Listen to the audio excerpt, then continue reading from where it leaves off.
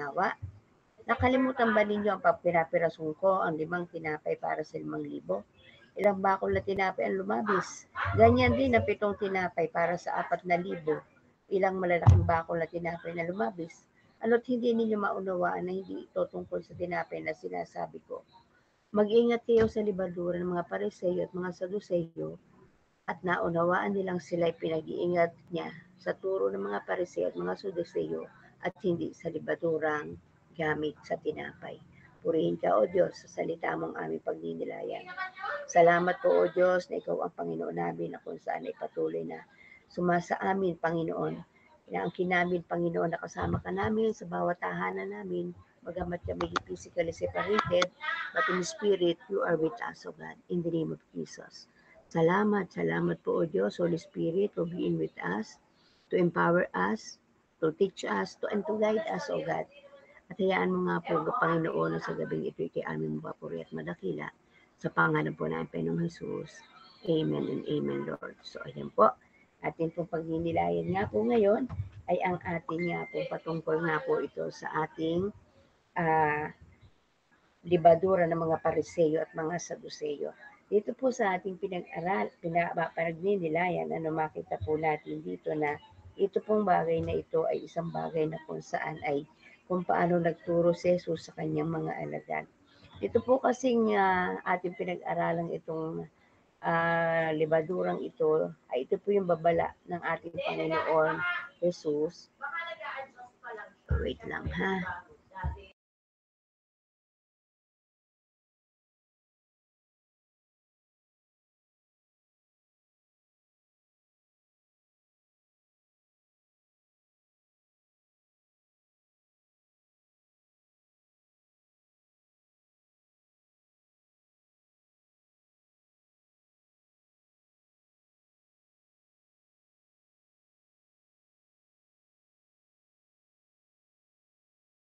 May kausap yung aking pamangkin sa telepono.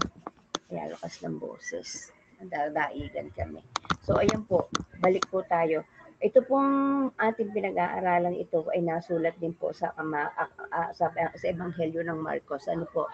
Pareho po ito ay isa po ito na kung saan ay mensahe na kung saan ipatungkol po ito sa mga dito po sa atin pong pinag-aaralan ang tinutukoy po dito ng ating Panginoon ay yung Diyos na ito ay itong bagay alam natin na ito po yung libadura ano po sa kung saan ay pinakikita po dito ano po dito po yung kung saan ay libadura na nakikita po natin na ang pinakang sentro po nito ay ito nga po ay tungkol doon sa tinapay na kung saan ay nagpapaalsa ano po at dito po makita po natin sa aklat po ni Marcos ay ang matinutukoy po ni Marcos dito ay yung mga kay Herodes. Pero dito po sa aklat po ni Mateo, kung atin pong pagninilayan, ang tinutukoy po dito na ating Panginoong Hesus ay sa mga tagapagturo noong unang panahon, walang iba ang mga Pariseo at Saduceo. Ano po?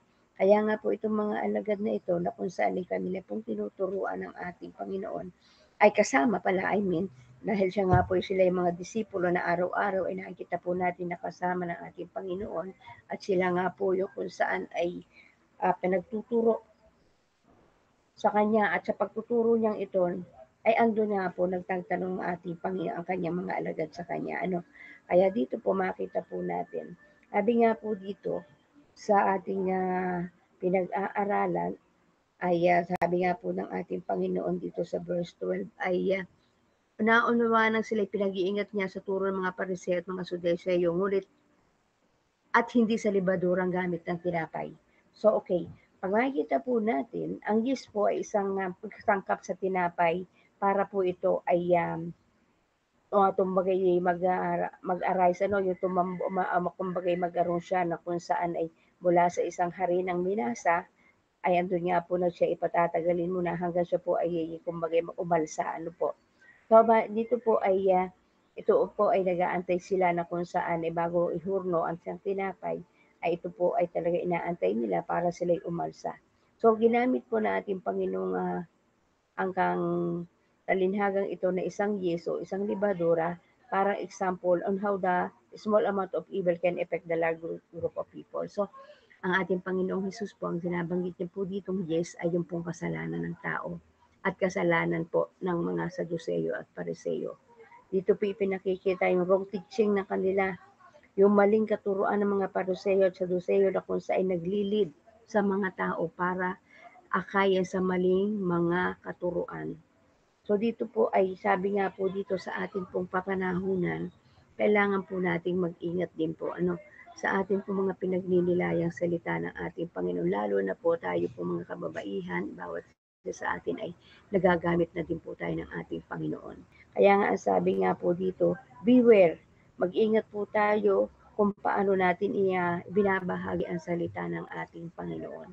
Huwag tayong magiging kagaya ng Saduceo at Pariseo na kung saan ang kanilang mga katuruan ay hindi ayon sa Biblia, hindi ayon sa utos ng ating Panginoon. Kung atin nga pong makikita sa dati nating reliyong kinaaniban, marami po silang itinuturo na kung saan kung titingnan po natin ay talagang hindi naangkop sa turo ng ating banal na kasulatan. Madalas po pag po ako'y okay, inirerespeto po natin sila. Ano po, kaya lang po dahil tayo po nag-aaral ng salita ng Diyos, yung mga tuturo ng Katoliko sa pare. Madalas po kasi ako'y sumasama pag ako'y nakakipaglibing. Ako po ay talagang pumapasok sa loob. Respeto yun po sa aking mga kasama sa mahal sa buhay, respeto dun sa mga namatayan, at doon po, pag naghuhumili na ang pare, ang madalas nilang sinasabi dito at ginabanggit ay yung pang John 14 na kung saan ay sinasabi sa bahay ng aking ama ay maraming silid. Madalas yun po ang aking naririnig. Pero sa oras ng preaching ay ang kanilang itinuturo ay ang ating kapatid po ay nasa mapayapang lugar na, nasa gano'n na siyang, ay andun nga po na kung sa ating makikita ay kung questionin natin ay yung mga pumanong na meron ba silang relasyon na malalim sa ating Panginoon. Yun po yung ating makikita doon. Kilala ba niya ang ating Panginoon bago siya pumanaw? Meron po siyang malalim na relasyon pagkakilala? Ay madalas yun po ang kanilang binabanggit. Ang ating pong kapatid ay nasa mapayapang lugar. Kung makikita nga po natin, sigurado ba tayo na sila nga po ay nasa isang mapayapang lugar? Kaya yun po isang bagay na kung saan ay makikita po natin na mga katuruan na kung saan ay dapat nating pag-aaralang mabuti dahil tayo nga po ay isa sa mga ginagamit tayo mga kababaihan. Ginagamit na nga po tayo ng ating Panginoon sa kapanahunan. Ano po? Kaya po, kung atin pong pag-aaralang mabuti, ano po, at atin pong pagninilayang mabuti ang atong salitang ito ng ating Panginoon. Ano nga, na kung saan dito po ipinakikita na talagang yung maling katuruan ng ating mga Pariseo at Saduceo. Kaya po sila ay galit na galit sa kanya. Ang mga ito nung unang panahon ni siya habang nagtuturo, andun ang inggit, andun yung galit, kasi nga po lagi yung kumbaga nire-rebuke na sa turo ng ating Panginoong Jesus ay nire-rebuke po sila. Dahil andun nga po, kung ating titingnan, mali po sa ayon sa kalooban ayon sa naisin ng ating Panginoon sa kanyang banal na kasulatan. Kaya nga po tayo pag tayo nakikinig ng salita ng ating Panginoon. Ano po, ito po yung nagkakaroon po tayo ng knowledge. Kumbaga, yun po yung kumbagay, wag lang natin na kung saan ay kumbagay narinig lang. Kasi pag sinabing tayo nakikinig, wag tayong basta na lang nakinig. Ito yung sinasabi, di ba? Pag tayo nagbabasa, andun yung knowledge. Na andun yung kumbaga nabasa lang natin, ayun pala yun. Pero yung wisdom, papasok po yun pag atin pong napagnilayan, na meditate yung bawat salita ng ating Panginoon. At doon po papasok yung wisdom. Kaya nga pag tayo ng nananalangin, Lord, bigyan mo ako ng karunungan at kaalaman. Pag po karunungan, yung wisdom, knowledge, ay kumbaga yun po ay isa na kung saan ay uh, information lamang. Parang nagkaroon lang tayo ng information. At pag na-inform na tayo, ating i-meditate po yun. Doon pa po sa pag na-meditate po natin at na yung information na kuha natin, na ating pagbabasa, doon pa sa ating pagninilay, doon pa natin makikita at papasok yung wisdom, yung kung saan ay karunungan talaga nagmumula sa ating Panginoon. Kasi nga po, sabi nga po, ang knowledge ay comprehension at ang wisdom ay yung application. Kaya nga po dapat ay ito'y naia-apply po natin ang bawat natin na pag-aaralan. Ano po, kaya po wag po tayo kung saan ay maging kagaya nga po ng sinasabing binabanggit dito ng ating Panginoon na huwag tayo magkaroon ng libadura na sinabi na kung saan ay pinag-iingat niya ang kanyang mga alagad na wag maging kagaya ng mga Saduseyo at Pariseo. Ano po, kasi nga po o titingnan po natin, si Mark ay binanggit niya po ito sa mga Pariseo at kay Herodes. Samantalang kay Matthew ay ang yes na sinasabi dito ay para tungkol nga po kay sa Pariseo at Saduceo. Sabi nga po dito ay kasi nga po dito makita natin na ang mga audience po kasi na may Mark noong unang panahon ay mostly ay non-Jews, hindi po mga Hudyo.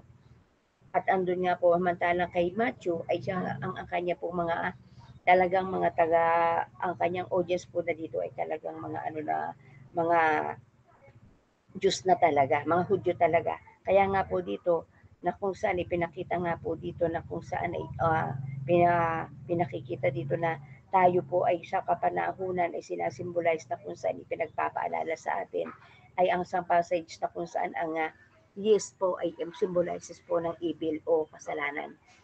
Kaya makita po natin na kung saan dito po ay pag sa pagpapaaral po natin na kung saan ay kung makikita po natin, just as only a small amount of yeast is needed to make a bunch of bread rise. Ano po? Kaya nga po yung sa maliit na pagbubudbud mo ng yeast o yung libadura ay talagang aalsa po ang tinapay pagdating ng mga ilang minuto. Ano kaya nga po pag nakikita natin sa mga panadriya, hindi kagad nila inilalagay sinasalang sa oven, kundi pinahayaan muna nila na ito ay umalsa. So, yun po sa ating spiritual na pagtuturo sa atin ng ating Panginoon, ito po yung ating symbolizes evil. Sabi nga po dito, yeast is the passage of symbolizes evil.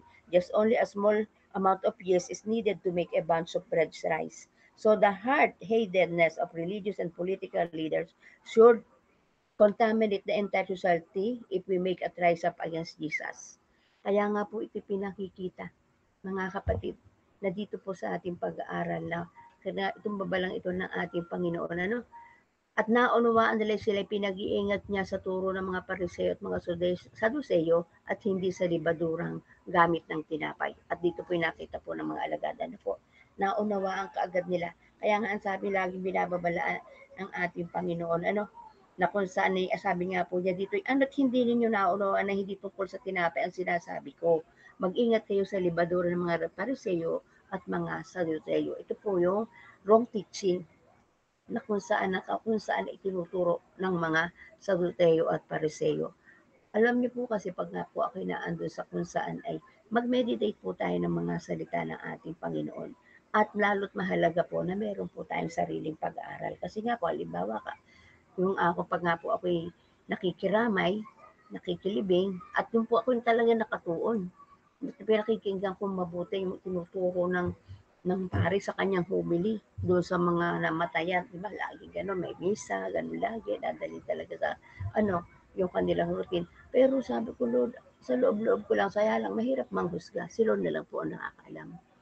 Kumbaga, makikita po natin na ang atin na lang po meron tayo na kung sa pagtatanong sa Allah, sa bagay, sabi natin, Lord, ikaw na nga po ang dakilang hukom, alam mo na po yun. Kasi sila, mga nag-aral sila at yun ang kanila kung saan ay kumbaga, yun ang kanilang panuntunan. Ano po? At iba naman yung ating nauunawaan. Kaya po, respeto na lamang po ang nangyayari. So, dahil ando po malaking simbahan sila, hindi po natin pwedeng i-reduce sila sa ganung mga sitwasyon, kundi pagninilayan natin kung ano yung kanilang mga itinuturo sa nauunawaan natin. Ano po, na kung saan talagang ako po pag ako yung sa panahon na ng oras na ng humili, talagang pinakikinggan ko lagi. Ay ako na may mga kasama ko wala naman akong makasama sa ganung mga na talagang born again. Kaya sa loob, kami na lang ni Lord ang nag-uusap pagka gano'n ako say parang, Lord, parang hindi tama yung narinig ko. Parang hindi, ganun ba talaga? Yung ganun ba yung sinasabi? Yung si Lord na yung kinakausap ko. Kaya po, ayan, dito po ay makita po natin na dito sa mga himalang itong ginagawa ng ating Panginoon, sa panahon niya, na kung saan, sabi nga niya, pinaalala nga kasi niya yung pagpapakain niya ng 5,000 tao, bukod pa ang babae at bata. At yung 4,000, di ba ilang beses nga siya nagpakain? Meron pa 5,000 at merong 4,000. bukod nga po sa mga bata at matatanda. So, dito'y pinakikita ng ating Panginoon na kung saan ay yung himala niyang yun, sa ginawa niyang yun, sa mga pinakikita niya sa mga disipulo niya na kung saan ay para bang nag-aalinlangan pa yung mga hindi pa nila hindi pa masink in ng mga ng mga alagad na ito na kung saan yung himalang ginagawa ng ating Panginoon ng oras sandaling iyon, ano. Pero later on naman po nung mawala na sa ating Panginoong Hesus, dito nila naunawaan ang mga bagay na ito. Kaya tayo sa panahong ito, andun nga po na kung saan ay pinakikita sa atin, ano, sabi nga po, how could the disciple experience so many of Jesus' miracle and yet be slow to comprehend who he was? Ano, hindi po nalata agad maunawaan kung anong ginagawa ng ating Panginoong Jesus. Ano po, na kung saan, kumbaga, nga po, nagpakain na ng libo-libo sa pamagitan ng 5 tinapay at 2 isda. At yet, they could doubted whether he could feed another large group. Ano po, dito po yung pagay, naandun pa rin yung kanilang pag-aalinlangan. So dito po, sometimes you are also slow to catch. Minsan, matagal nga din po nating ma-meditate. Kumbaga sabi natin sa ano nga para bagang may pagkakataon na tayo ay yung po bagang sinasabi ngayon naglo-loading pa sa atin, hindi ka agad mo kung saan minsan lalo na para sa cellphone baga ano. Lalo yung pag ang cellphone natin luma, pag gusto nating gamitin hindi ka agad mag-on at minsan pa paikot-ikot o kaya pag mahina ang signal, ano po, minsan sa pagkaunawa natin sa ating salita ng ating Panginoon ay ganoon din po, ano po. Sabi nga po kasi dito, sometimes we are slow to catch on. Although Christ has been brought us through trials and temptation in the past, we don't believe that He will do it in the future. Ano po, kaya nga po, ito yung ano nga dapat makita po natin na maging positibo yung lagi tayo. Kaya nga po yung puso natin ay wag lagi nakasarado na kung saan, kung ano yung magagawa ng Diyos sa bawat isa sa atin. Ano? Huwag tayong kagaya ng ating mga disipulo noong unang panahon, lagi nating maalalahanin na ang ating Panginoong Jesus ay napagtagumpayan. Ano? Kaya nga po yung tetelestai na salita ng ating Panginoon sa kanyang last words, last 7 words na it is finished, na kung saan ay tetelestai na kung saan nagpagtagumpayan lahat ng ating Panginoon ng lahat ng bagay. Kaya andun nga po na sa Kanya tayo lagi dapat nakaasa. Sabi nga po dito, don't be like a disciple. Remember what Christ has done and have faith that He will do it again. Kung ano yung mga himala niya no, na kung saan ay gumawa, nagpakain ng 5,000, nagpakain sa 4,000, ano? So, ganun din po sa kapanahonan ang Jesus natin, ang Panginoon natin noon, ay siya natin Panginoon din ngayon. Ano po? Kaya, ang mga bagay na ipinakikita sa atin, ay yung sa ating pag-aaral ng salita ng Diyos, ay atin po ma-meditate na sarili natin. Mahirap po kasi pag tayo basta lang nakikinig. Kaya nga, inire-record sa atin na tayo magbasa ng kanyang salita. Ayan, meron po tayong mga 24 prayer chain. At dito po, ma-meditate po natin kung ano yung mga gusto nating basahin. At dito po tinuturuan talaga tayo ng ating Panginoon, na kung saan na yung one-on-one tayo sa ating Panginoon dahil kung hindi po natin ito, kumbaga, kung hindi natin ito gagawin, hindi po tayo go-grow, hindi po tayo lalago, magiging stagnant po yung ating spiritual frequency natin ni stagnant. Ganyan lamang. Hindi tayo lalago kung tayo ay kung hindi tayo kikilos ng ating sarili. Ano po? So, ayun po mga kapatid, kailangan po natin na patuloy na andon na maging alerto tayo. Lagi tayong maging, kumbagay, magkaroon lagi tayo na nag-aapoy na pag-aaral ng salita ng ating Panginoon. Don't be complacent. Huwag tayong kumbaga sabi nga sa word ay yung mga salitang pangmundo ay huwag tayong mga papetik-petik dahil nga po, yun nga po laging paalala na kung saan sa atin nga po 3 days na yun, almost 3 days na kung saan ay nasa presence ni Lord ay lagi nga po ipinapaalala na kung saan ng mga speaker ay we are in the last days, last day, lagi po ipinapaalala dahil makikita nga po natin ang mga sign. So, the more na kailangan po natin na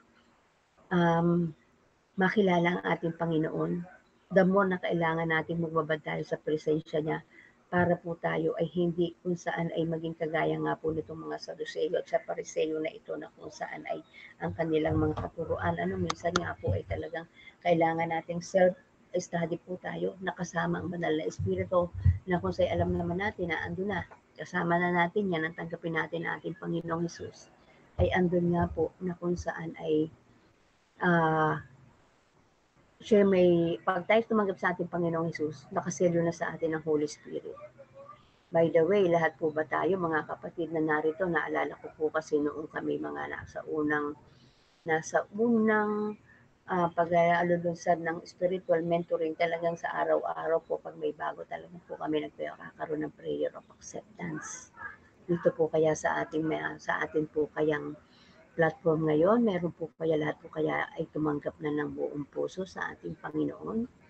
Baka po kasi hindi pa lahat po tayo nakakatanggap, tinanggap ng buong puso sa ating ang pagtanggap sa ating Panginoong Hesus ay yun po ay kumbaga parang tayo po ay merong isang basong tubig na kung saan nakita natin na kung saan yun yung makakaibsan ng uhaw na sa ating uhaw, pero kung hindi mo na binubuksan at iniinom ang tubig na yun, ay hindi po natin na kung saan ay maiibsan yung ating uhaw. Kaya kailangan spiritually o talagang verbally, tinanggap natin ng buong puso si Jesus. Ng buong puso. Kasi sabi nga po yung ating pananalig ay kailangan na kung saan ay mula sa puso natin sa ating Panginoong Jesus na verbally, tinanggap natin siya sa puso natin. Baka kasi yung kung saan ay hindi pa natin tinatanggap ng buong puso ang ating Panginoong Jesus. Nakikinig nga po tayo pero yung ating pagtanggap sa Kanya ay hindi pa totally. Kaya po, pag tayo sabi nga po, pag hindi pa po natin siya tinatanggap ng buong puso sa ating kalooban, ay hindi pa tayo may empower ng banal na Espiritu. Kaya yun po, kailangan po natin na lagi natin na kung saan ay tanggapin ang ating Panginoon ng buong puso. Sa ating mga sarili. Na kung saan ay talagang aminin natin na tayo ay nagkakasala, aminin natin na tayo may pagkukulang, lagi tayo mag-repent sa harapan ng ating Panginoon. Lagi nating sabihin na tayo kahit po tayo ay andito na may relasyon na sa Kanya. Meron tayong minsan ay mga unintentional, hidden, di natin alam, nagigirab na pala natin yung Holy Spirit na nasa atin. So, yun po, wag po tayo. Sa Maynila?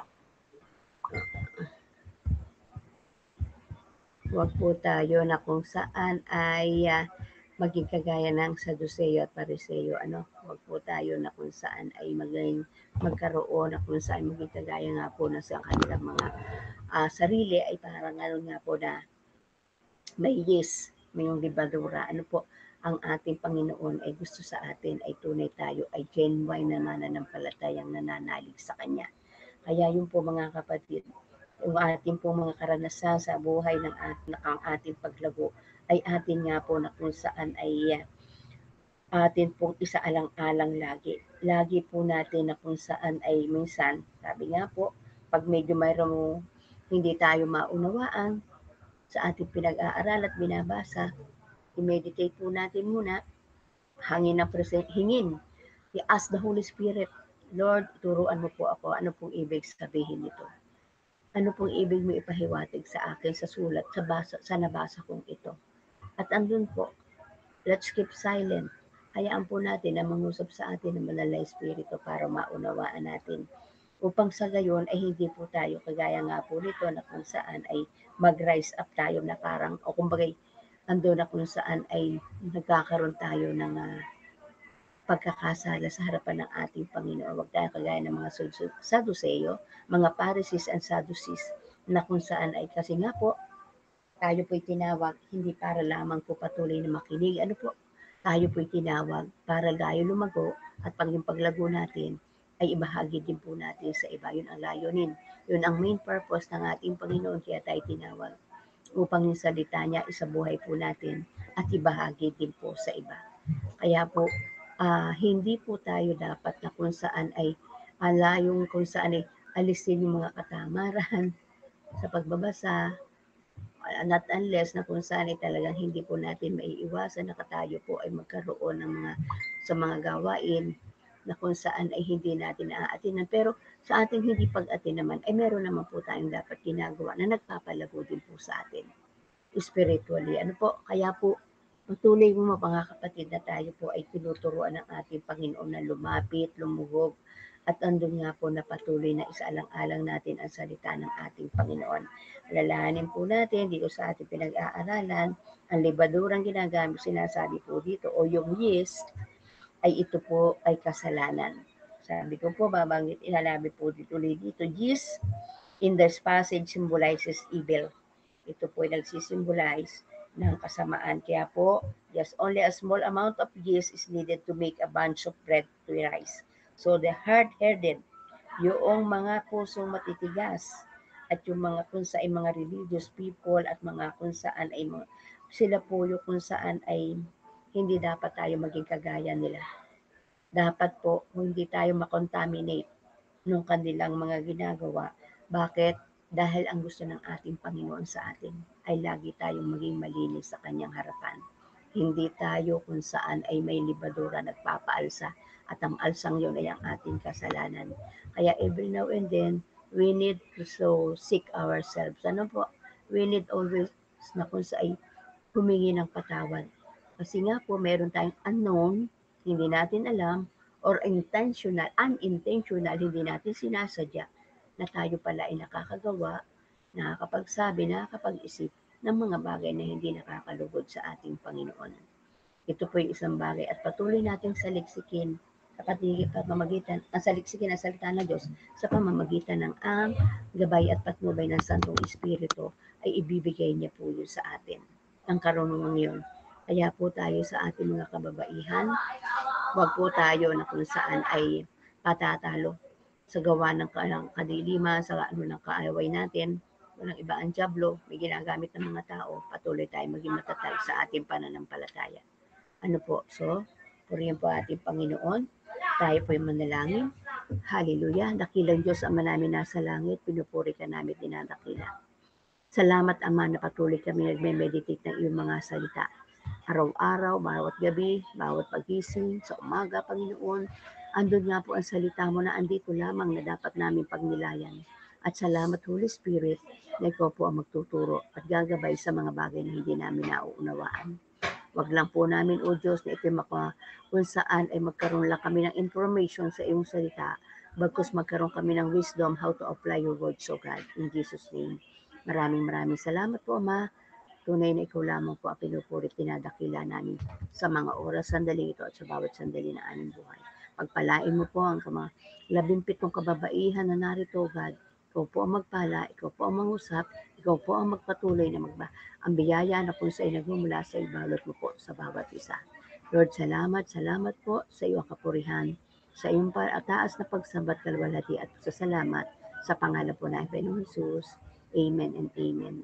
Sorry po, maingay na po ang aking mga kasama sa bahay.